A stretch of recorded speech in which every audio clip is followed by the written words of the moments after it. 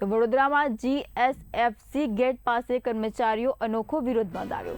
ગેટનો પુષ્પહાર પહેરાવી અને શ્રીફળ વધેરીને કર્મચારીઓએ પગાર મુદ્દે પોતાનો રોષ વ્યક્ત કર્યો છે। 88 કર્મચારીઓ હજુ પણ પગાર માટે ભટકી રહ્યા છે, જ્યારે કોર્ટના ચુકાદા બાદ પણ સમસ્યા યથાવત છે। પડતર માંગણીઓના ઉકેલ માંગ સાથે કર્મચારીઓ આક્રોશ વ્યક્ત કર્યો છે, તો અનેક વાઇબ્રન્ટ ગુજરાતના બહિષ્કારની ચીમકી પણ આપી છે। ધારાસભ્ય ધર્મેન્દ્રસિંહ વાઘેલા અને તેમના પ્રતિનિધિ વિરેન્દ્રસિંહ પણ કર્મચારીઓના સમર્થનમાં આગળ આવ્યા છે। જીએસએફસીમાં નોકરી કરતા કોન્ટ્રાક્ટ પર 68 જેવા વર્કરો જે કોરોનાના સમયમાં જે પગાર એમને બંધ કરવા, જે કોર્ટનો ચુકાદો છતાં પગાર બંધ કરવામાં આવ્યો, એની લડત અમે છેલ્લા 6 મહિનાથી લડીએ।